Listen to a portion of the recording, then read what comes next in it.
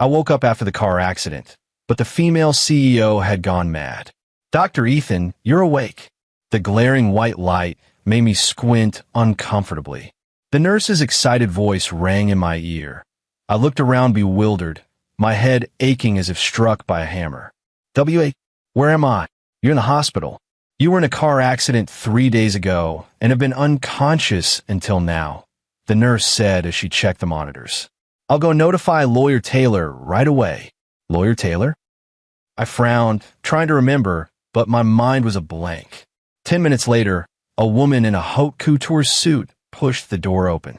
Her makeup was impeccable, her features cool and striking, but there were faint dark circles of fatigue beneath her eyes. You finally woke up. She stood by the bed, her tone as flat as if commenting on the weather. I studied her, this woman both strange and familiar. Who are you? She froze for a moment, then frowned. Ethan, don't play games with me. What games? I was more puzzled. I really don't know you. The woman's expression changed. She hurried to the bedside and scrutinized my eyes. You really don't remember me? Sorry, should I know you? I'm Sophia, your wife. She paused, then added, we've been married for 3 years. Married? 3 years? I stared in shock at the cold woman before me. If she really was my wife, why does she look at me as if I were a stranger? The attending physician arrived soon after, and, after a series of examinations, diagnosed me with traumatic amnesia, having lost nearly 3 years of memory. So his memory is stuck 3 years ago? Sophia asked. Yes. According to the tests, Dr. Ethan's memory is stuck at when he was 25. The doctor flipped through the medical record, but this kind of amnesia can be temporary. The exact recovery time varies from person to person. Sophia glanced at me and said to the doctor, I understand. Thank you. After the doctor left, only the two of us remained in the ward. The atmosphere grew awkward. Since you're my wife, I asked tentatively, can you tell me what happened in the past 3 years? Sophia sat on the chair at the bedside, her long legs crossed. We met 3 years ago during a medical dispute case. You were the expert witness for the defense, and I was the plaintiff's lawyer. After the case ended, we started dating and married 6 months later. Is that all? I felt her account was too brief. Yes. She glanced at her watch. I have an important meeting this afternoon. Get some good rest. Wait, I called out to her as she was about to leave. I remember I was supposed to be doing my residency at Johns Hopkins Hospital. How am I here? Sophia's steps faltered. You gave it up. Gave it up. I couldn't believe it. That was the opportunity one dreamed of. For me. She turned around, her expression complicated. You said you didn't want a long-distance relationship and chose to stay in the country. I was stunned. The advanced training opportunity at Johns Hopkins was something I had fought for years to obtain. Why give that up for a woman? Where am I working now? City Hospital. Her voice was soft. An ordinary attending physician. An ordinary attending physician?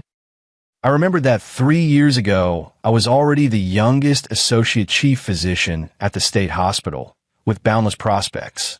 I have to get back to work. Sophia picked up her bag. Your colleagues will come see you tomorrow. You can ask them about the details. Watching her walk away, I fell into thought. Is this cold woman really my wife? Would I really give up everything for her? After being discharged, I returned to what was said to be our home. A luxury apartment in the city center. Pushing the door open, I was met with an ultra-minimalist black, white, and gray decor with not a trace of life. On the photo wall in the living room were only a few pictures of the two of us, mostly from formal occasions. Even the wedding photos felt formulaic. You're back. Sophia emerged from the study, a stack of papers in her hand. This is our home. I looked around, feeling like I'd moved into a model apartment. What's wrong? She flipped through the documents without looking up. It has no warmth, I said bluntly. Only now did she look up at me. Temperature? Ethan, you never cared about those things before you lost your memory. Is that so? I walked up to her. Then what did I care about before? Work. Her answer stunned me. To be precise, my work. You would help me organize case files, accompany me for overtime, and drive me to and from work. I frowned. Sounds more like your assistant. Sophia smiled, but the smile didn't reach her eyes. You chose that yourself. Dinner was takeout. We sat facing each other, the atmosphere awkward to the point of suffocation. I'm going back to work at the hospital tomorrow. I broke the silence. The city hospital's work isn't tiring. 9 to 5, she said lightly. It will suit taking care of the family. Take care of the house? I looked at this cold, empty place and couldn't see what was worth caring for. My phone rang. It was an unfamiliar number. Ethan? I'm Vivian. I heard you were in a car accident. A concerned female voice came from the other end of the line. Vivian, the name sounded vaguely familiar. Senior, you don't even remember me? The other party's voice held surprise and worry. I'm your junior sister. We worked together at the state hospital for 3 years. So was a former colleague. I was about to chat a little more when Sophia suddenly stood up. I'm going to the study to work. After she left, Vivian continued. Senior brother, are you really amnesiac? Do you still remember the difficult heart surgery we did together? What surgery? The 10-hour Marfan syndrome surgery. It caused a sensation throughout the hospital at the time. You were the lead surgeon, and I was your assistant. I tried hard to recall, and some blurry images surfaced in my mind. Yes, I remember that operation. It was the pinnacle of my career. What happened after that? Vivian was silent for a moment. After that, you got married and resigned to go to the city hospital. What? Senior, there are some things not convenient to talk about on the phone. How about I come see you at the hospital tomorrow? I hung up the phone and fell into thought. Obviously, a lot had happened in the past 3 years, and my wife clearly didn't want to tell me the truth. Late at night, I scrolled through the photos on my phone. Strangely, there were pitifully few pictures from the past 3 years. Most were of Sophia at work, and the occasional ones of me were all taken at home. I pushed open the study door. Sophia was still working. Not going to sleep yet. She looked up at me. Almost done. I have a question, I said, walking to her desk. Are we in love? Her fingers paused for a moment. Then she continued typing. Of course. Then why can't I feel it? Sophia finally stopped what she was doing, looked up and stared at me. Ethan, there are many ways to show love. Not everyone needs sweet words. But enough. She cut me off. You have amnesia. It's normal that you can't remember many things. But please don't question our marriage. Her reaction made me even more puzzled. If we truly loved each other, why behave with such coldness? The next day, I returned to the city hospital. My colleagues' attitudes were strange. Outwardly cordial, but whispering behind closed doors. I vaguely heard phrases like, what a pity, and he was so outstanding before.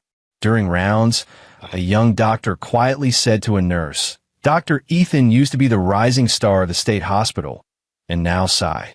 For his wife, probably. The nurse lowered her voice. I heard his wife is formidable, a partner at a top law firm. So what? She doesn't take him seriously at all. At the last apartment dinner, her husband kept taking call after call, and she walked out without a word. I pretended not to hear, but it stirred something inside me. At noon, Vivian arrived as promised. Senior, her eyes were a little red. You really don't remember anything? We found a quiet place to sit. Vivian told me that 3 years ago, I was the youngest associate chief of cardiac surgery at the state hospital, had just secured a fellowship spot at Johns Hopkins, and my future looked bright. You were full of drive back then, the idol of all of us. Her eyes shone. But after you met Sophia, everything changed. What changed? She was a workaholic. To match her schedule, you gave up the fellowship, resigned your associate chief position, and came here to work as an ordinary doctor. Vivian bit her lip. Senior brother, do you know how many people felt sorry for you at the time? I fell silent. And she trailed off. What else? There is someone named Samuel by her side. He was her senior in college, and they were very close. The circle is all saying. Saying what? Nothing. Vivian shook her head. Senior, what's past is past. The important thing is you now have a chance to choose again. After work, I didn't go straight home. I went to the state hospital. Standing at the entrance to cardiothoracic surgery, watching the busy medical staff, a sense of familiarity washed over me. This is where my battlefield really is. Ethan, a middle-aged doctor, approached. Is that really you? I heard you lost your memory. Dr. Brown. I recognized him. He was my former boss. Come, sit in my office for a bit. Dr. Brown told me that when I suddenly resigned back then, he had tried hard to persuade me to stay, but to no avail. You said you wanted to sacrifice for love. I tried to tell you that you could have both a career and love, but you wouldn't listen, he sighed. What a great future wasted. When I left the state hospital, it was already dark. Back home, Sophia was surprisingly waiting for me in the living room. Where did you go? She asked. The state hospital. I didn't hide it. She frowned. What are you going there for? To get back what's mine. I looked her in the eye. Sophia, I want to return to work at the state hospital. No, she refused without a second thought. Why? Your current job is good, stable, no overtime, and you can take care of the family. Take care of what family? I looked around the cold, clinical house. Take care of your job. Sophia stood up. Ethan, you've changed. No, I've changed back to myself. I walked up to her. I don't want to be your accessory anymore. Accessory? She sneered. That was your choice too. That was the old me, I said firmly. The me now will choose anew. That night, we had our first intense argument. She said I was selfish, neglecting the family. I said she was selfish, only caring about herself. In the end, she slammed the door and went into the study. I lay alone on the living room sofa. Marriage shouldn't be like this. In the days that followed, Sophia and I fell into a cold war. She still left early and returned late, and I began preparing to retake the assessment for the state hospital. After a 3-year gap, I had a lot to cram. That afternoon, the hospital suddenly sent an emergency case, a patient with an aortic dissection in critical condition. Ethan, doctor, come and see, the nurse called me anxiously. I checked the patient's condition and immediately grasped the severity of the problem. Prepare for surgery now. But the city hospital doesn't have a cardiothoracic surgery chief, and the other doctors all say the risk is too great. Then I'll do it. I decided on the spot. The operation lasted 4 hours. When I came out of the operating room, my colleagues' expressions had all changed. Dr. Ethan, you're incredible. Hospitals usually wouldn't dare take on a surgery of this difficulty. Yeah, I heard even the specialists at the state hospital might not be confident. I took off my surgical gown, a long-forgotten sense of accomplishment welling up inside me. This is what I'm meant to do. That evening when I got home, I was surprised to find Sophia already there, and the dining table was filled with dishes. You did this? I asked in surprise. Ordered takeout. She pointed to the food containers. Sit down, eat, and talk. At the table, she took the initiative to speak. I heard you had a major operation today. Ma'am, your colleagues are all praising you. She paused. Actually, I've always known you were excellent. I put down my chopsticks. Then why do you want me to give up? Sophia was silent for a long time. Because I need you. Need me for what? To have you by my side? To support my career? She looked me in the eye. Ethan, I'm a very selfish person. This was the first time she had been so candid. When you're going to the U.S. for further study, I was very anxious. A year apart, anything could happen. So I persuaded you to stay. Persuaded? I said with a bitter smile. With what did you persuade me? She looked away. With love. I see. I leaned back in the chair and suddenly felt a sharp irony. Sophia, do you know what true love is? She looked at me, her eyes somewhat dazed. It's about enabling, not possessing. I stood up. If you really love me, you should support my dreams, not crush them. Just then her phone rang. Hello, Samuel? She picked up the phone, her voice instantly softening. Okay, I know. See you tomorrow. I watched her hang up with a cold gaze. Who is Samuel? My senior from school, and also a work partner. She said it as if it were nothing. That's all. What do you mean? She frowned. Nothing. I turned and walked toward the bedroom. I'm tired. Her voice came from behind. Ethan, what are you doubting? I stopped, turned back to look at her. I'm wondering whether this marriage is necessary at all. At that moment, I clearly saw a flicker of panic in her eyes. But she quickly regained her coldness. Think whatever you want. That weekend, Sophia was to attend an important charity gala and demanded I accompany her. Why do I have to go? I asked. Clients all bring family members. I can't be an exception. She said this while doing her makeup. I looked at her in the mirror. The delicate makeup couldn't hide the tiredness under her eyes. Have you been overworking recently? Her hand paused. Concern about me? After all, you're my wife. She smiled, but the smile was somewhat bitter. Thank you. The banquet was held at a 5-star hotel. Sophia changed into a black evening gown, so elegant it took one's breath away. Beautiful, I said sincerely. She paused for a moment, then looked away. We should go. At the banquet, I saw another side of Sophia. She chatted and laughed effortlessly, completely at ease, the center of attention. And I could only stand beside her, like a mere ornament. Sophia. A tall, handsome man walked over. You truly outshine everyone tonight. Samuel. Sophia showed the first genuine smile of the evening. So this was Samuel. I sized him up. He really was impressive. Who is this? Samuel looked at me. My husband, Ethan Johnson. Sophia introduced. Nice to meet you. Samuel reached out his hand, but his gaze clearly showed contempt. I took his hand, hello. For the next while, Samuel kept orbiting around Sophia. They talked about law, investments, and mutual friends, and I couldn't get a word in. Sophia, we need to get ready for that cross-border M&A next week, Samuel said. We might have to work overtime for several days. No problem. Sophia answered without hesitation. I couldn't help but speak up. I might have to go back to the state hospital for an interview next week. Sophia frowned. When did this happen? Just decided. Samuel interjected. Dr. Ethan, are you going to make a grand comeback? But wasn't the city hospital job pretty easygoing? Being idle too long makes you rusty. I looked him squarely in the eye. People need to have some ambitions. You're right. Samuel smiled. But some opportunities, once missed, are hard to come by again. The state hospital, 3 years of a gap. That's probably not easy, right? There was venom in his words. I was about to retort when Sophia held me back. Let's go sit over there. When we reached a corner, she whispered, Ignore him. Are you too close? College classmates. Now we have business dealings. Is that all? She looked up at me. What are you trying to say? Nothing. I looked away. I just think you two make a good match.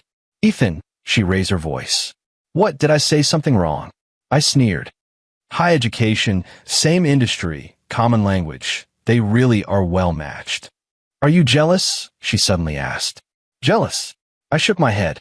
I've just come to see the reality clearly. As he spoke, the large screen in the hall suddenly lit up and began to play the items for the charity auction. Next is tonight's highlight, the host said, a pair of rare blue diamond earrings donated by the Black Group. Starting bid $1 million. The bidding began, and Samuel was the first to raise his paddle. $2 million. $3 million. The price soared. In the end, Samuel bought the earrings for $8 million. Congratulations, Mr. Black, the host said. May I ask which lovely lady these earrings are for? Samuel stood up and looked at Sophia. For my most admired partner, Miss Sophia. The entire room erupted. Everyone's gazes focused on us. Sophia obviously hadn't expected it either. She stood there stunned, at a loss.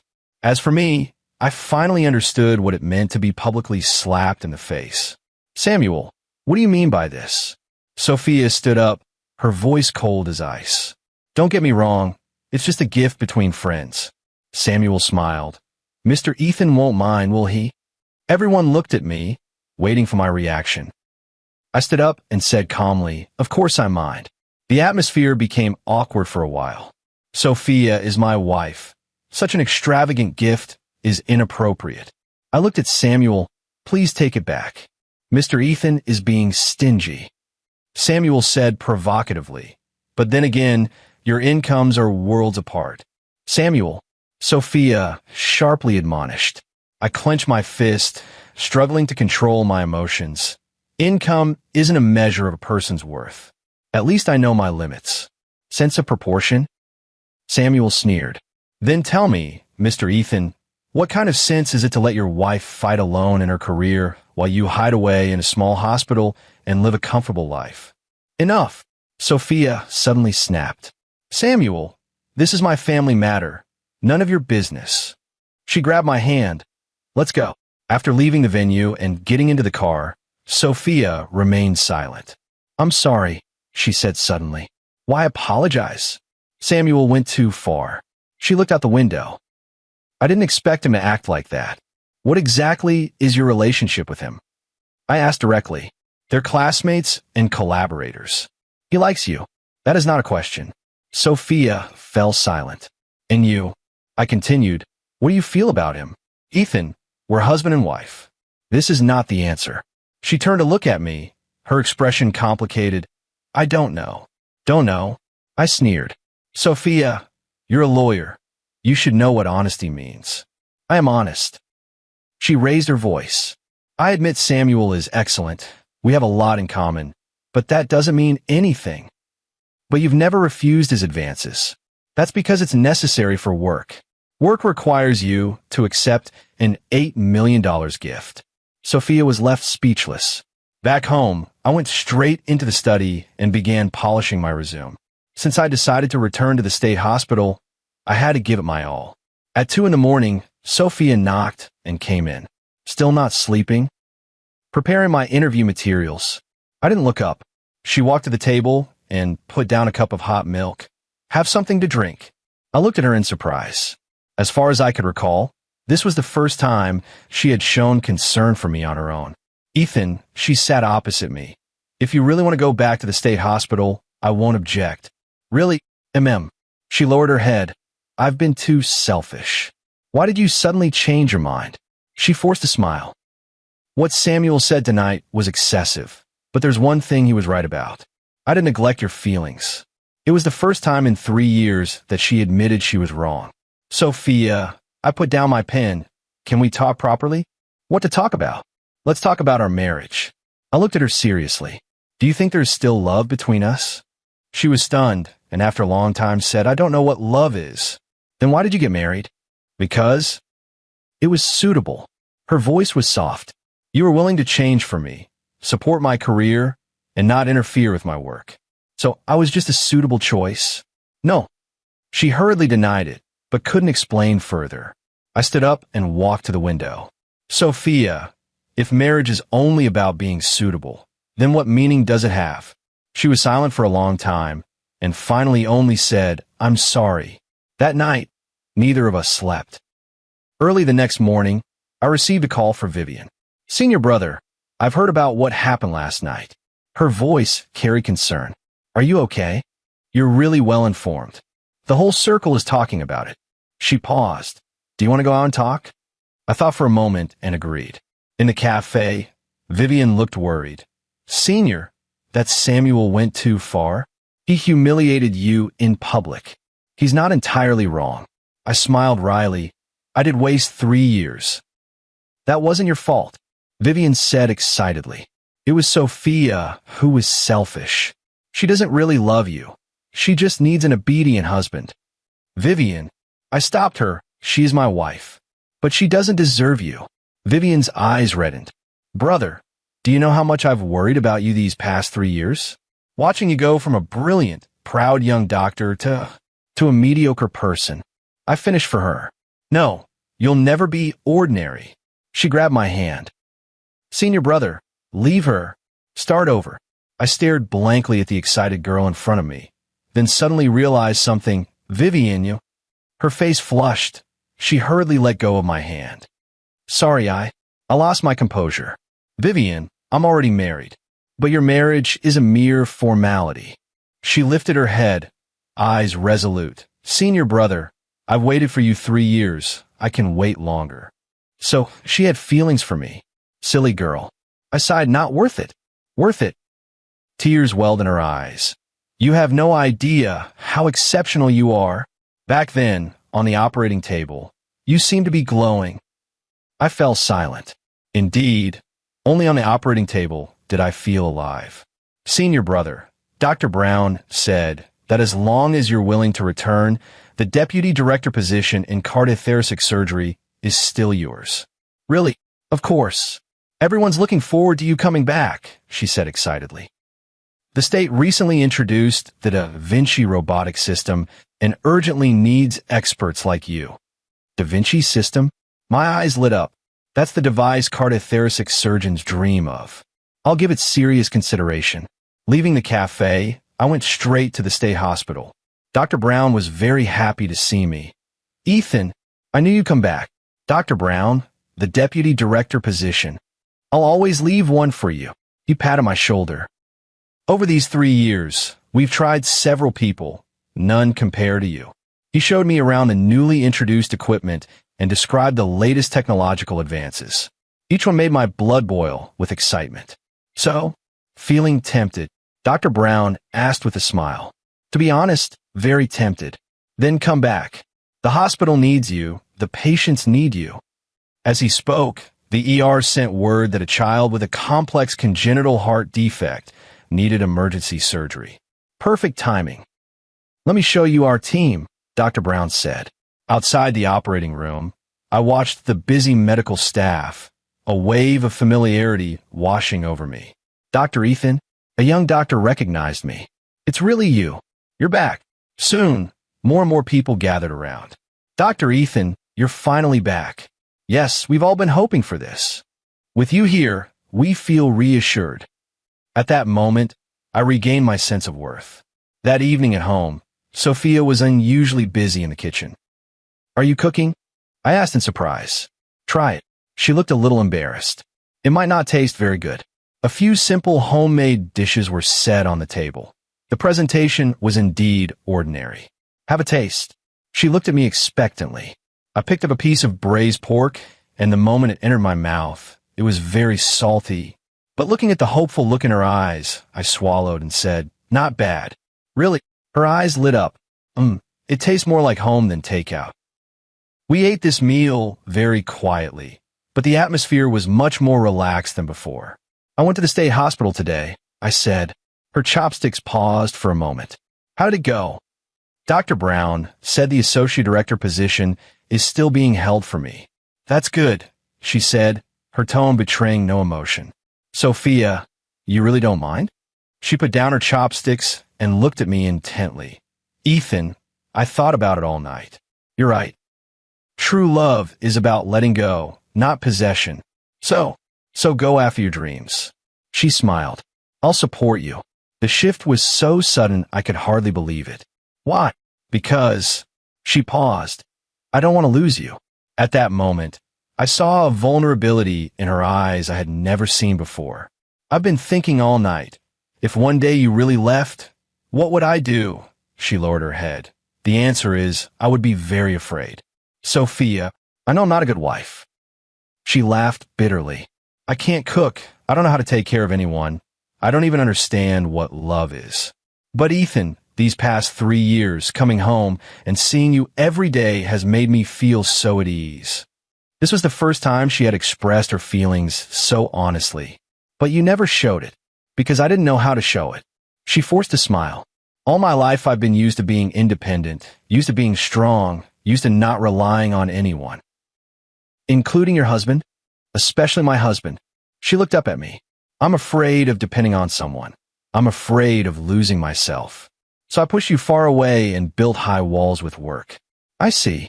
Suddenly, I understood her indifference. But last night, when Samuel humiliated you like that, I suddenly realized I was wrong.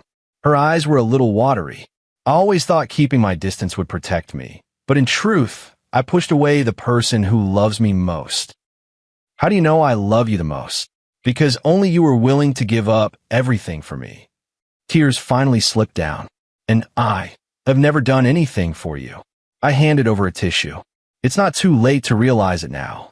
She wiped her tears and suddenly asked, Ethan, if you could choose again, would you still marry me? I thought for a moment. Yes. Why? You clearly could have better options.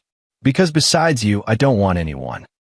I said seriously, although you're cold, selfish, and oblivious to romance for some reason, I just love you. She wiped her tears and laughed. Is that supposed to be a sweet nothing? That's the truth, I suppose. That night we talked a lot. About the past, about the future, about the problems between us. Ethan, give me a chance to start over, okay? She asked before sleep. I looked at her hopeful eyes and my heart softened. Okay. On Monday morning, I formally submitted my resignation to the city hospital. The director looked regretful. Dr. Ethan, are you unhappy working here? No. I just want to return to a position that's more suited to me. Sigh. I knew we couldn't keep you, the director sighed. Talent like you really shouldn't be buried here. When my colleagues found out, they all came to say goodbye. Dr. Ethan, we really hate to see you go. Yeah, what will we do about difficult surgeries from now on? It turned out that, without me even realizing it, I had already become their backbone. In the afternoon, I went to the state hospital to complete my onboarding formalities. The personnel department had specially arranged a small welcome party for me. Welcome home, my colleagues applauded enthusiastically. Seeing the familiar faces, my eyes grew a little wet. Yes, I was home. Dr. Brown announced on the spot, starting tomorrow, Ethan will officially serve as Deputy Director of Cardiac Surgery, responsible for the clinical application of the Da Vinci robotic system. Thunderous applause. Vivian was the first to rush over. That's great, senior brother. We can work together again. Seeing how excited she was, I felt a little worried. I hope she can handle her feelings properly. That night, I deliberately went home early to tell Sophia the good news.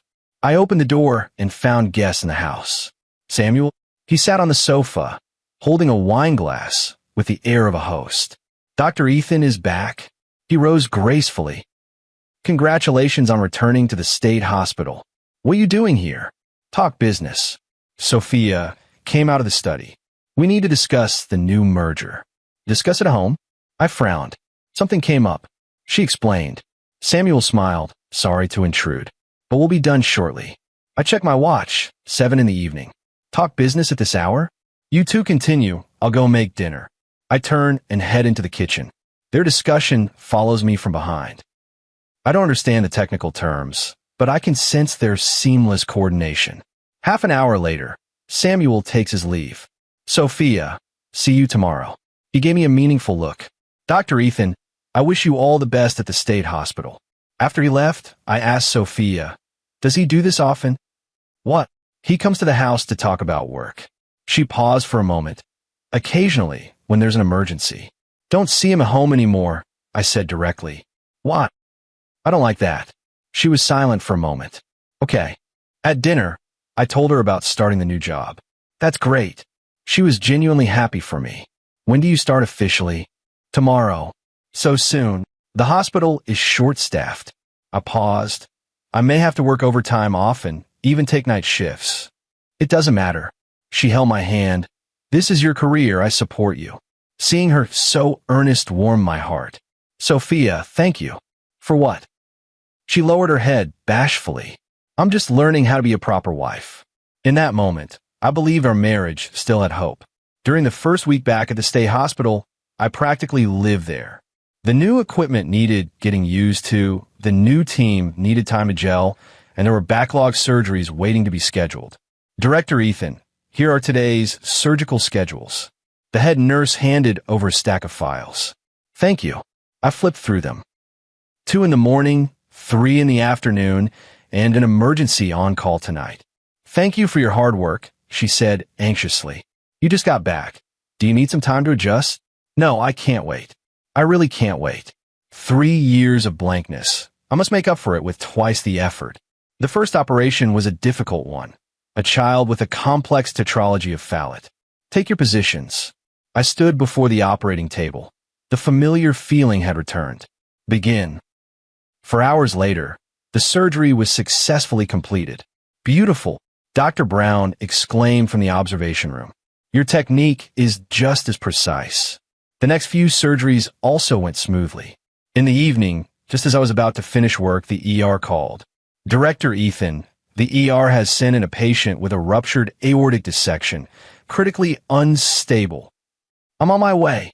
Time is life in this kind of surgery. Prepare the operating room. Notify anesthesiology. Gather the staff. I shouted as I ran and gave orders. The patient was a 40-year-old man, and his condition was indeed critical. Blood pressure 60/40ths, heart rate 130, hypovolemic shock. Start transfusion immediately. Prepare extracorporeal circulation. The operation lasted 6 hours. When the final stitch was tied, everyone breathed a sigh of relief. "It's a success," the young doctor said excitedly. I smiled tiredly. This feeling of saving someone from danger is truly wonderful. I stepped out of the operating room. It was already 2 in the morning. Surprisingly, Sophia was waiting in the lounge. "Why are you here?" "Worried about you." She handed me a thermos cup. "Have some hot soup." I took the thermos, feeling a warmth inside. "Have you been waiting long?" "It's nothing. I handled some documents in the car." Looking at her tired face, I felt a bit guilty. "You don't have to wait for me anymore. You should go back and rest first." "I am willing to wait," she said earnestly.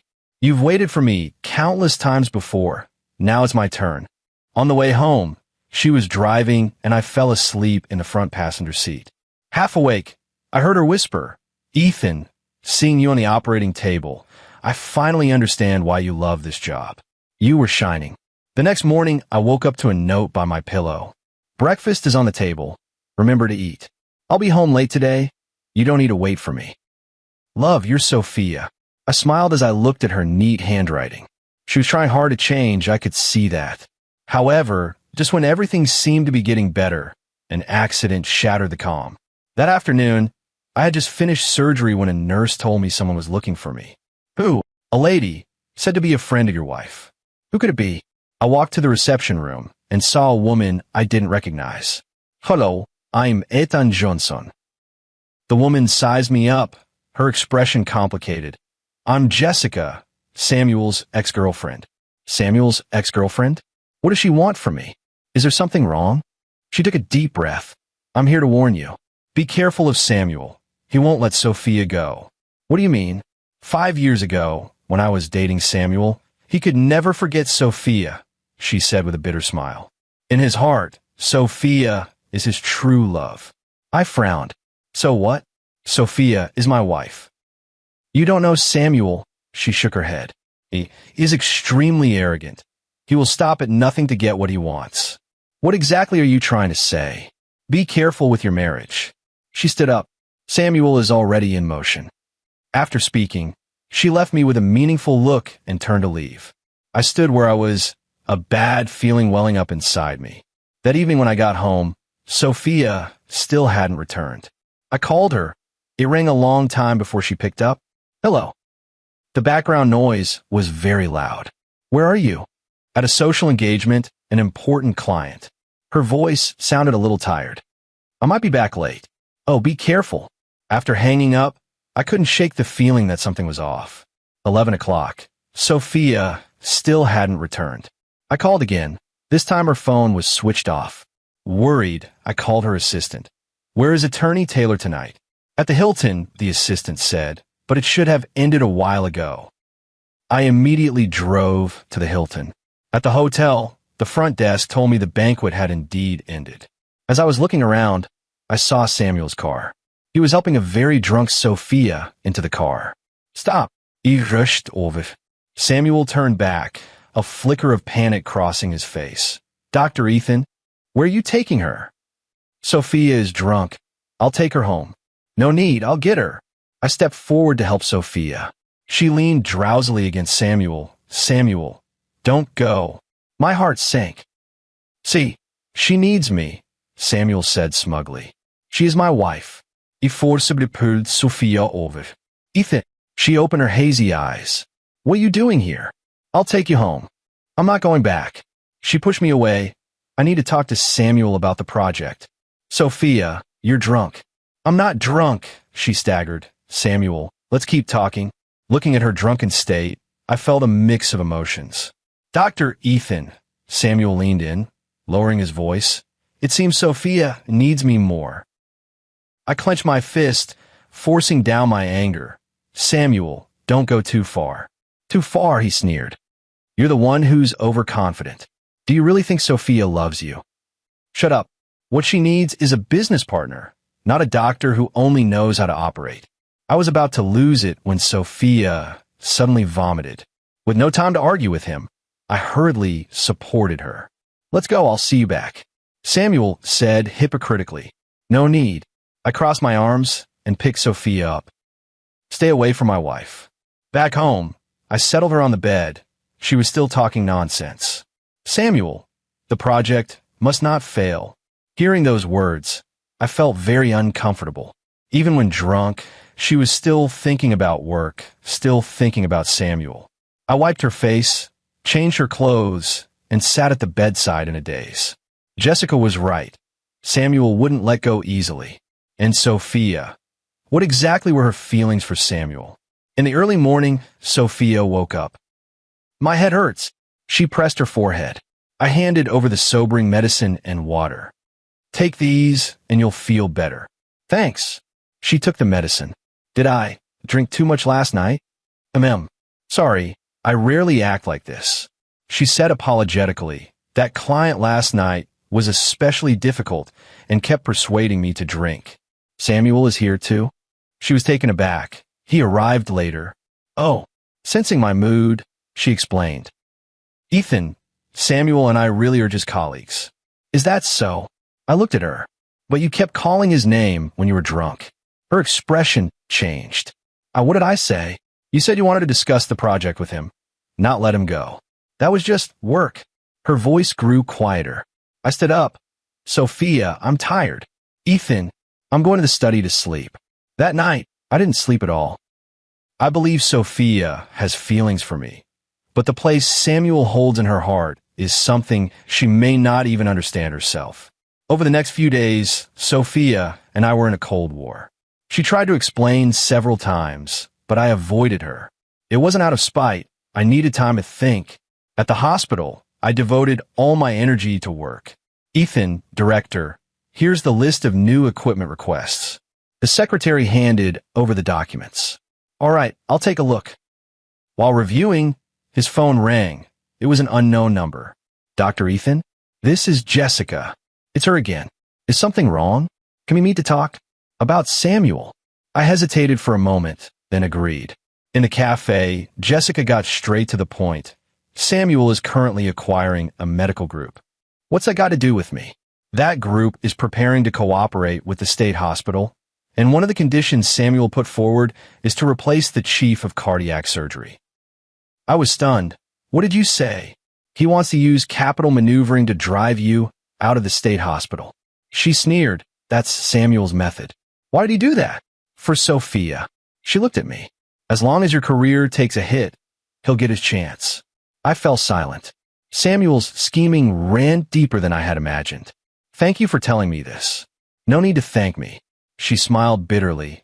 I just don't want to see another woman destroyed by him. Back at the hospital, I found Dr. Brown. Director, I heard the hospital is going to cooperate with Sunshine Medical Group. Dr. Brown was taken aback. You have good sources. We are indeed in talks, but nothing's decided yet. Can you explain in detail? Sunshine was recently acquired, and the new owner is wealthy and intends to make a big move in the medical field, Dr. Brown said. The terms they offered are very generous, and the hospital leadership is very tempted. Including personnel changes? Dr. Brown frowned. What have you heard? I told them what Jessica said. Preposterous. Dr. Brown slammed the table. Capital wants to meddle in hospital management? Not a chance. But the hospital executives. Don't worry, I'll handle it, Dr. Brown said firmly. A hospital is a place to heal and save lives, not a pawn in Capital's game. I came home that evening and unexpectedly found Sophia cooking in the kitchen. You're back? She turned to look at me. I made the sweet and sour spare ribs you like. Seeing her clumsy movements, my heart softened. Do you need help? All right. She breathed a sigh of relief. We stood side by side in the kitchen, cooking like an ordinary married couple. Ethan, she said suddenly, I'm sorry. Why are you apologizing? For what happened that night? She put down the spatula.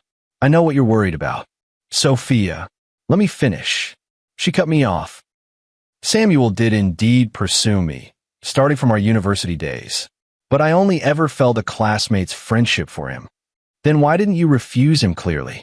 She forced a bitter smile. Because of work. He's an important partner. I can't let the relationship turn sour. So you chose to be ambiguous? Not ambiguous, keeping my distance. She explained anxiously, Ethan, in my heart, you're the most important.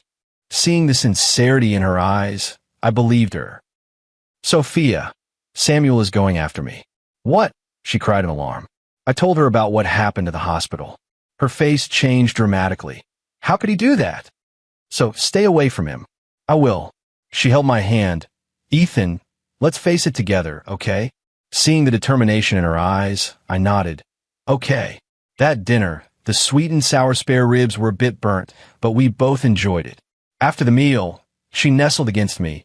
Ethan, I love you. It was the first time she had udon said those 3 words. I love you too. I kissed her forehead. Outside the window, the night was deep, yet our hearts were closer than ever. Early the next morning, news arrived at the hospital. The Sunshine Group's acquisition negotiations had been suspended. I heard there was a split within the board, colleagues speculated. I knew this was the result of Dr. Brown working behind the scenes. Director Ethan, the secretary ran over. The dean asked you to come to his office. In the director's office, besides the director, Dr. Brown was also present. Ethan, seed. The director said kindly, you should have heard about the Sunshine Group matter. Yes. Someone reported to me that there's something fishy behind this acquisition. The director looked at me meaningfully. They say it has to do with a personal grudge against you. I told the truth. After the director listened, he pondered for a moment. The hospital must never become a battleground for personal grudges. I will investigate this matter thoroughly. Thank you, Director. However, the director changed tack. Ethan, you must be careful. Business is like war. Your rivals won't give up easily. He's right. Someone like Samuel, when one scheme fails, will surely have another move. In the afternoon, I was preparing for surgery when Vivian rushed in a hurry. Senior brother, something's wrong. What's wrong? Some negative news about you has suddenly appeared online. I took her phone and saw several articles. Deputy Director of State Hospital's medical skills questioned, 3-year gap.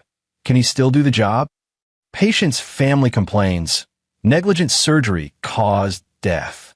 The content is all hearsay, yet spoken with such certainty. This is slander. Vivian said angrily, Senior brother, your medical skills are apparent to everyone. I calmly returned her phone and said, don't worry about it. But those who are innocent need no explanation. I smiled, prepare for the operation. But things unfolded beyond expectations. No sooner had the afternoon surgery finished than reporters swarmed around. Dr. Ethan, how do you respond to the doubts about you circulating online?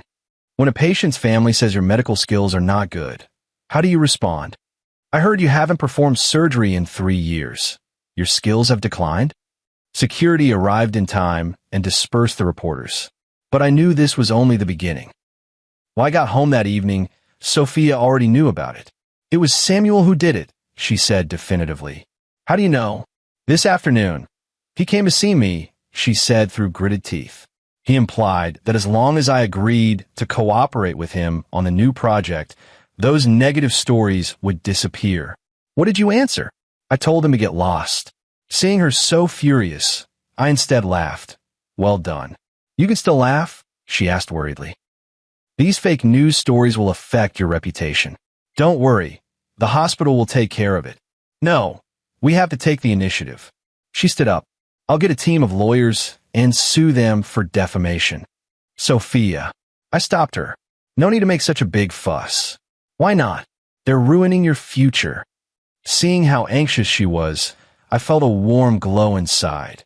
With you by my side, I'm not afraid of anything. She froze for a moment, then threw herself into my arms. Ethan, I won't let anyone hurt you. I know. That night, we slept holding each other. The wind and rain threatened outside, but as long as she was by my side, I had the courage to face anything. The next day, the hospital issued an official statement supporting my medical skills and ethics. At the same time, the legal department began collecting evidence to sue the slanderers. As for me, I went about my work as usual.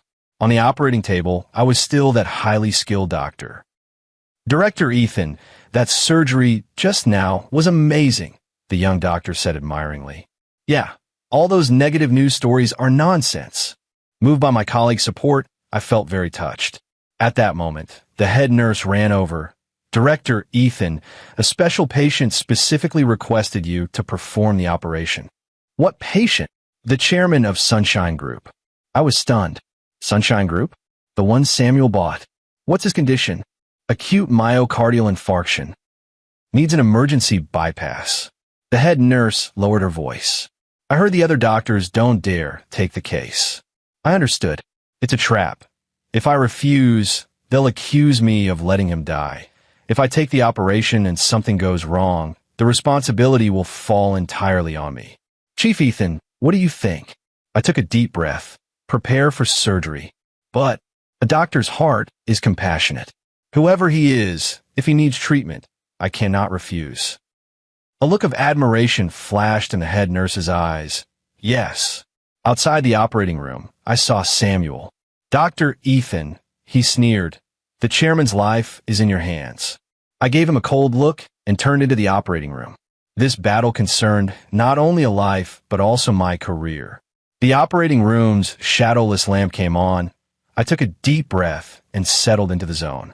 The patient was a 60-year-old man. The ECG showed a severe myocardial infarction. The patient's condition is very critical, the anesthesiologist reported. Blood pressure is unstable, and there are arrhythmias. Begin the operation, I said calmly. The scalpel in my hand seemed to come to life. Every movement was precise and flawless. Beautiful, the assistant couldn't help but exclaim. 3 hours later, the vascular bypass was completed. The heart has resumed beating, the nurse said excitedly. Blood pressure is up. Heart rhythm has returned to normal. The surgery was successful. Walking out of the operating room, Samuel looked awful. The chairman's operation was very successful, I said calmly. After 48 hours of observation, he should be out of danger. He gritted his teeth, but had nothing to say. In the hospital, colleagues took turns offering their congratulations. Director Ethan is mighty. Those who spread rumors should shut up. That evening, Sophia made a special feast. Congratulations on your victory today. She raised her glass. Just doing my duty as a doctor. No, you're more remarkable than that. Pride filled her eyes. Faced with a trap, you chose medical ethics. That is what a true healer is. As she spoke, the phone rang. Dr. Ethan, I'm the lawyer for Sunshine Group. A stranger's voice came through the phone. The chairman wants to see you. The next day, I arrived at the ward as promised. The chairman had already woken up and looked in good spirits. Dr. Ethan, thank you for saving my life. That's my duty. He looked at me intently. I know about the grudge between Samuel and you. I said nothing. To be honest, I don't approve of what he did. The old man sighed. A hospital shouldn't become a ground for power games. You mean, Sunshine Group has withdrawn all actions against you, he said decisively. And I will reconsider our cooperation with Samuel. This turn of events was unexpected. Why? The old man smiled.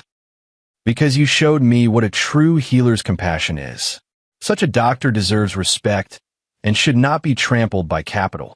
Leaving the ward, my feelings were complicated.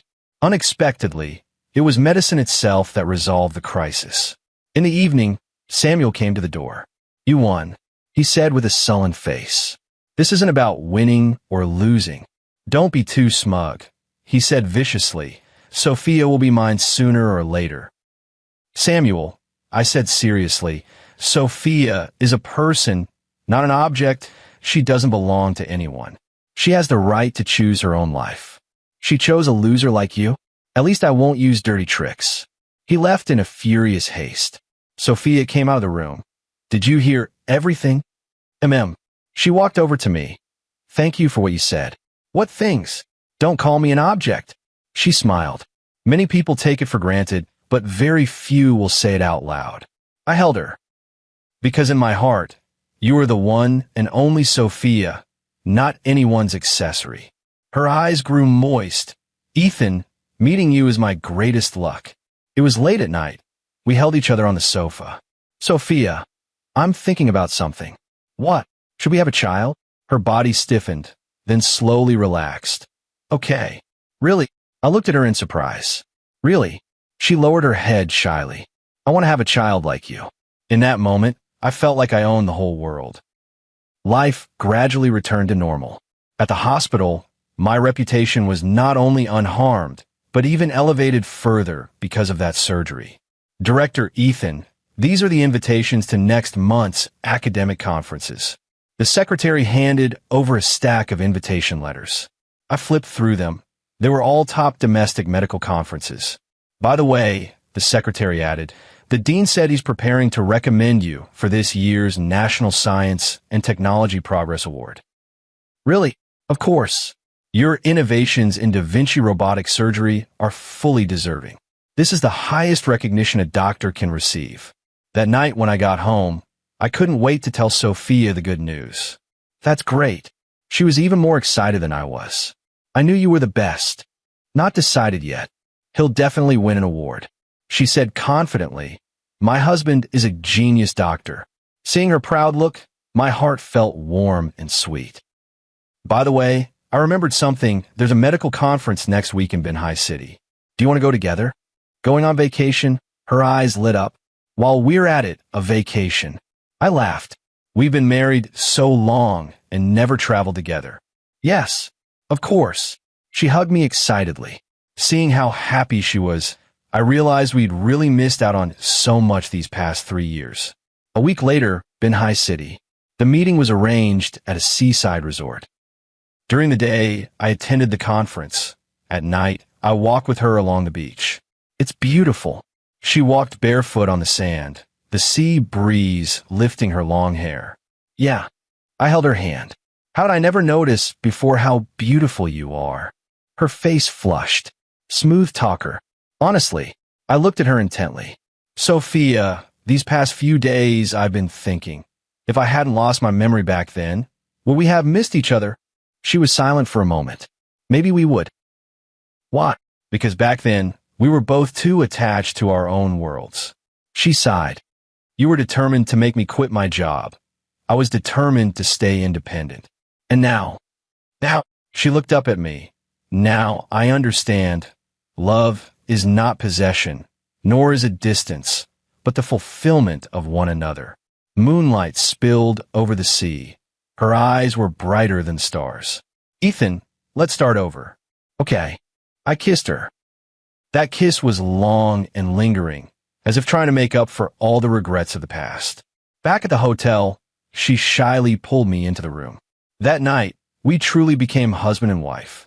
Waking in the morning, looking at her in my arms, I felt my life was complete. Woke up. She opened her drowsy eyes. I kissed her forehead. Hungry. A little. Wait here, I'll go buy breakfast. In the hotel's buffet, I was picking out the food she liked when I suddenly heard a familiar voice. Samuel? What are you doing here? I turned around, and sure enough, it was him. To discuss business, he said coldly. And you? Attend an academic conference. Oh.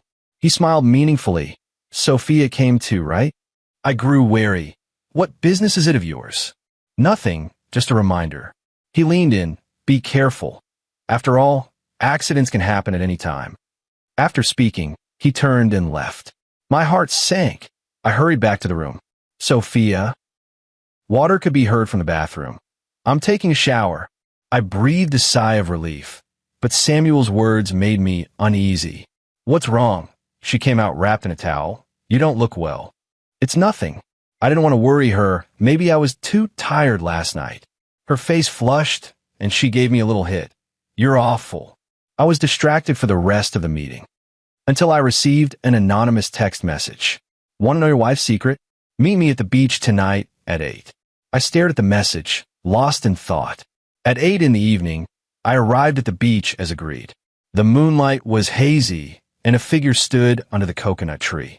Who are you? I asked. The person turned around. It was Jessica. It's you? Sorry for asking you out like this, she said apologetically, but there are some things I have to tell you. What is it? She took a deep breath. About what happened 5 years ago. 5 years ago? Yes, Sophia and Samuel. She hesitated. What about them? They used to be engaged. The news hit like a bolt from the blue. What did you say? 5 years ago, Sophia and Samuel were engaged. Jessica looked at me. But later, for some reason, Sophia suddenly broke off the engagement and instead married you. My mind was in chaos. That can't be. I have proof. She took out her phone. Inside were some old news screenshots. The headline boldly read, "Rising legal star engaged. Powerhouses of business join forces." In the photo, the young Sophia and Samuel are standing together. She is wearing an engagement ring. I couldn't find the words. Samuel never gave up, Jessica said. He believes Sophia was forced by her family to marry you. Why tell me now? Because Samuel has been planning something recently. She looked grave. He wants to stage an accident to make you disappear. What? I was shocked. I don't know the details, but you must be careful. With that, she hurried away. I stood alone on the beach, the sea wind howling, my mind in turmoil. Sophia was once engaged to Samuel? Why didn't she tell me? Back at the hotel, Sophia was already asleep. Looking at her peaceful, sleeping face, my heart was full of mixed emotions. The next day, after the meeting ended, I booked a return flight in advance. You're leaving so soon? Sophia sounded a little disappointed. Didn't you say we'd stay a couple more days? The hospital has an emergency. Elite. On the plane, she fell asleep leaning on my shoulder. I stared at the sea of clouds outside the window. My mind kept coming back to that question. Why was she hiding it? Back home, I began secretly investigating what happened 5 years ago. Sure enough, I could still find some clues online. At that time, Sophia had just graduated from law school and was hailed as the most promising newcomer. Samuel was already a rising star in the business world. Their engagement was heavily covered by the media, dubbed the Golden Boy and Jade Girl. But strangely, 3 months after the engagement, all related news vanished. The more I looked into it, the more alarmed I became. What are you looking into? Sophia stood behind me before I knew it. I hurriedly closed the webpage. Nothing, just work stuff. She looked at me suspiciously for a moment, but said nothing. At dinner, I finally couldn't help asking, Sophia, you and Samuel, were you close before? Her hand paused while she picked up food. Not really, just college classmates. Just classmates. She looked up at me. Why are you asking this all of a sudden? Just asking. She put down her chopsticks. Ethan, if you want to ask something, just say it. I took a deep breath. You were engaged to Samuel, right? The air suddenly solidified. Her face went pale in an instant. You? How did you find out? So it's true. I smiled bitterly. Why didn't you tell me? She bit her lip. I didn't hide it on purpose. Then why? Because that past doesn't matter, she said urgently. What matters is the present. It's us. Doesn't matter? I stood up. You were going to marry him, and you say it doesn't matter? Ethan, listen to my explanation. I'm on duty at the hospital. I picked up my coat and left. Her voice came from behind. Ethan. I didn't look back. At this moment, I needed to stay calm. I stayed awake all night in the hospital duty room. In the early morning, my phone rang. An unknown number. Dr. Ethan, it's Samuel. Something wrong. Let's meet at noon. Some things need to be made clear. I thought for a moment and agreed. In a restaurant, Samuel was already waiting there. You understand now? He got straight to the point. Understand what? My past with Sophia. He smiled. She never really loved you. What do you mean? 5 years ago, we were about to get married. A flash of hatred crossed his eyes. But her family ran into trouble. The company's cash flow collapsed, and they needed a marriage alliance to get through it. So she chose you. He sneered. Although your Johnson family isn't as strong as the Black family, you have plenty of capital. I clenched my fist. You're lying. Am I? He took out a document. This is the financial report from that year. You can see for yourself. The document showed that 5 years ago the Taylor family had indeed experienced a financial crisis, and it was Johnson family's funding that rescued them. The timing matched perfectly, just 1 month after Sophia called off the engagement. My head roared, so I was merely a bargaining chip in an exchange of interests? Leaving the restaurant, I walked aimlessly down the street. 5 years of marriage. It was all built on lies. The phone kept ringing. It was Sophia calling, but I didn't pick up until Vivian's call. Senior brother, where are you? There's been an incident at the hospital. What is it? An emergency brought in a special patient, and they specifically asked for you to perform the surgery. I rushed to the hospital and only then learned the patient was Sophia's father. Dad suddenly had a heart attack. Sophia was streaming with tears. Ethan, save him. I looked at her tear-blurred face, my feelings a jumble. But the doctor's instinct still prevailed. Prepare for surgery. In the operating room, I was fully concentrated. No matter how chaotic my mind, the scalpel in my hand remained steady. For hours later, the surgery was successful. How is Dad? Sophia rushed over and asked. The surgery was very successful, but we need to observe him for another 48 hours. Thank you, thank you. She sobbed uncontrollably. Seeing her like that, I softened. Go get some rest first. She shook her head. I have to watch over Dad. For the next 2 days, she stayed outside the ICU without leaving my side. I brought her food, and she would only eat a few hurried bites. It will be okay, I reassured her. She looked up at me, eyes full of exhaustion. Ethan, I'm sorry. What? About Samuel. She bit her lip. I should have told you sooner. There's no point in bringing that up now. No, I have to make it clear. She stood up. 5 years ago, I was indeed engaged to Samuel. I listened in silence. But it wasn't out of love. She gave a bitter smile. It was an arranged marriage between our families. What happened after that? Later I met you. There was a light in her eyes. You appeared in that medical malpractice case as an expert witness. I remember that case, but not the details. Your performance in court left a strong impression on me. She recalled, professional, upright, and full of a sense of responsibility. So I was moved. She lowered her head. The first time I met someone who made my heart race. But you're already engaged. Yes. She nodded. So I was in great pain. But in the end, I chose to follow my heart. You mean you broke off the engagement for me? Yes. She looked me straight in the eye. That decision ruined the relationship between the two families, and the family business was affected as well. I remembered the financial statements Samuel showed me. Later, your company ran into funding problems. That was an accident. She cut me off, and it had nothing to do with the broken engagement. A competitor took advantage of the situation. But the injection of capital from the Johnsons. That was a business partnership, she explained. Your father is very shrewd. He saw a good investment opportunity. Are you sure it wasn't a condition of a marriage alliance? She paused for a moment, then realized, Samuel told you? I nodded. She sneered coldly. He's still as despicable as ever. What do you mean? Ethan, your father did suggest a marriage alliance, she said honestly, but I refused. Then why did you still marry me?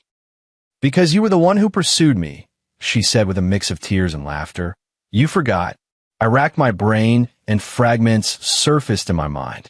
Yes, it does seem that I was the one who pursued her first. You had just returned from the United States then, she reminded me. At a party you fell in love with me at first sight. The memories gradually became clearer. That's right, I was the initiator.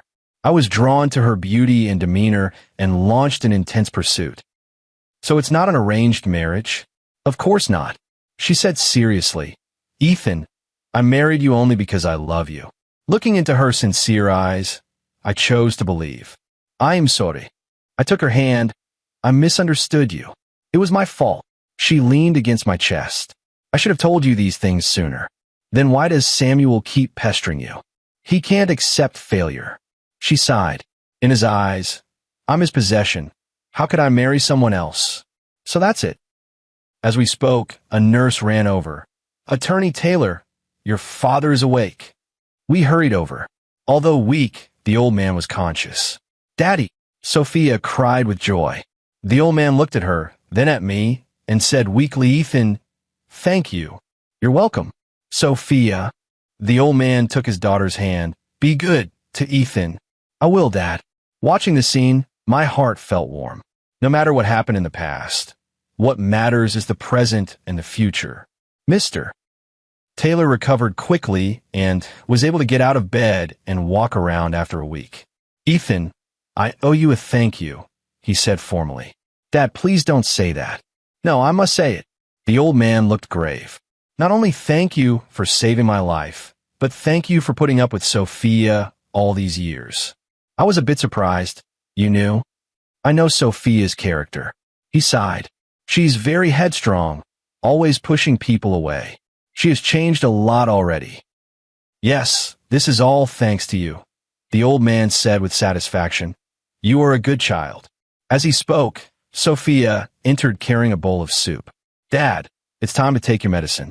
Watching her carefully care for her father, I felt very warm inside. At that moment, my phone rang. It was Dr. Brown. Ethan, good news. The preliminary review for the National Science and Technology Progress Award passed. Really? Of course. The committee highly praised your innovation in robotic surgery. After hanging up, Sophia asked curiously, what good news? I told them about winning the award. Amazing, she hugged me excitedly. This is true glory, Mr. Taylor said approvingly. Ethan, you have brought honor to the medical community. That evening at home, Sophia specially prepared a table full of delicious dishes to celebrate your award. It's not officially awarded yet. It definitely will be, she said confidently. After dinner, we cuddled on the sofa and watched TV. Ethan, there's something I want to discuss with you. What is it? I want to quit. I looked at her in surprise. Why? I want to spend more time with you. She said seriously, I've realized lately that although career is important, family is more important. Sophia, you don't need to sacrifice your career for me. It's not a sacrifice. She shook her head. It's a choice. I could be a solo lawyer and have more flexible time. Are you sure? Sure, she said with a smile. Besides, weren't we planning to have children? At the mention of children, I softened inwardly. Then we'll do it your way. She kissed me happily. By the way, she suddenly remembered something. Samuel hasn't been bothering you recently, has he? No, I said. Maybe he gave up. But as it turned out, I was being overly optimistic. The next day, a group of people suddenly arrived at the hospital claiming to be a medical incident investigation team. We received a report alleging that Dr. Ethan made an error during surgery, said the leader. Which surgery? I asked. A coronary bypass surgery from last month. I thought about it. It was a routine operation, very successful, and the patient recovered well. The patient is healthy now. How could there be a problem? We need to investigate. The other side spoke formally. Dr. Brown came rushing over when he heard the news. What happened? The investigation team produced a document. This is the complaint, alleging Dr. Ethan performed the operation improperly. Dr. Brown glanced at it, his expression changing. This is slander. The surgical records are crystal clear. We will verify it. The investigation went on for a day, and in the end, of course, no evidence was found. But this matter still caused discussion in the hospital. It must be that Samuel again, causing trouble, Vivian said angrily. I said nothing, but inside I knew Samuel hadn't given up. Sure enough, in the following days, one problem after another followed. Soon it was the Health Bureau coming to inspect, then it was patients filing complaints. Although all baseless, it was still exhausting to deal with. This can't go on. Sophia snapped. I'm going to sue him for harassment. Useless, I said. He always goes through others. There's no direct evidence. What should we do then? I thought for a moment. Maybe it's time to take the initiative. I hired a private detective and began investigating Samuel. Focus on his business dealings, I said. Someone like him can't be clean. The detective was professional. He had results within a week. Mr. Ethan, I found something. He handed me a stack of documents. Samuel's company is involved in tax evasion and commercial bribery. I flipped through the evidence. It was all concrete. This is more than enough to take him down. Not just that, the detective said mysteriously. He's been planning a big move recently. What move? He's trying to short the Taylor family's company. I felt a chill. Short it? That would mean destroying the Taylor family. Are you sure? Yes. He has already partnered with several investment firms. I immediately told Sophia the news. Her face changed drastically. That bastard. We have to strike first. How do we do that? I dialed a number. Hello. Is this the Securities Regulatory Commission? I'd like to report. 3 days later, Samuel's company was under investigation. Tax evasion, commercial bribery, stock manipulation. Each charge was enough to leave him in a panic. I didn't expect you to fight back. Samuel called, his voice grim. You started it. I've got this on my list. He ground his teeth. This isn't over between us. Ready anytime. After hanging up, I knew this matter wasn't over. Sure enough, that night, I was attacked in the parking lot. 3 masked men rushed out of the darkness. Careful. Sophia's voice came from behind. It turned out she was worried and had secretly followed. In the chaos, I shielded her but took a few punches myself. Call the police. I shouted. The siren blared as the assailant fled in panic. The police arrived, and we filed a report. Any suspects? The officer asked. Samuel. I answered without hesitation. But there was no direct evidence, and the police were in a bind. On the way home, Sophia kept trembling. It's okay now. I comforted her. It's all my fault, she said reproachfully. If it weren't for me, you wouldn't have gotten mixed up in this. Don't say that. I held her hand. Protecting you is my responsibility. Her eyes were red. Ethan, let's leave this place. Leave? Yes, go somewhere Samuel can't find us. I shook my head. Avoiding it won't solve the problem. But, trust me, I said firmly, I'll protect you. The next day, an unexpected visitor came. Dr. Ethan, I'm the patriarch of the Black family. Samuel's grandfather? What is he doing here? Sir, I'm here to apologize. The old man sighed. That unfilial grandson of mine has done many wrong things. So it turned out old Mr. Black knew everything. How unlucky for the family. He was grief-stricken. I've already sent him abroad. Abroad? Yes, to the European branch. The old man assured us he won't be back for at least 5 years. Sophia and I exchanged a look. This is the Black family's apology. The old man pushed over an envelope. I didn't take it. No need. Accept it. The old man insisted. Consider it compensation for emotional distress. In the end, with the old man's persistence, we accepted it. Inside was a check for a substantial amount. This matter is settled. The old man said, Samuel will not come bother you anymore. After seeing the old man off, Sophia and I both sighed with relief. It's finally over. She leaned against me. Yes, it's over. But I know the real ending will be when Samuel himself lets go of his obsession. I hope this lesson will make him see sense. 1 year later, Director Ethan, congratulations. I stood on the podium and accepted the certificate for the National Science and Technology Progress Award. In the audience, Sophia held our 6-month-old son, her face full of pride. A lot happened this year. After Samuel went to Europe, there was no further news. Sophia resigned as she wished and opened her own law firm. I continued to advance in the field of medicine, and the Da Vinci robotic surgery techniques became increasingly refined. Most importantly, we had the fruit of our love. Dad is amazing. Sophia walked over holding the child. The little one babbled and waved his tiny hands. Come, let Daddy hold you. I took my son. Looking at his smiling face, my heart was filled with happiness. By the way, Sophia said, my parents are coming over for dinner today. Okay, I'll go buy groceries. No need. I've already prepared everything. She said with a smile, you're the hero today. Get some good rest. In the evening, the two families gathered together. Come, let's toast to Ethan. Mr. Taylor raised his glass. To our winners, my father echoed.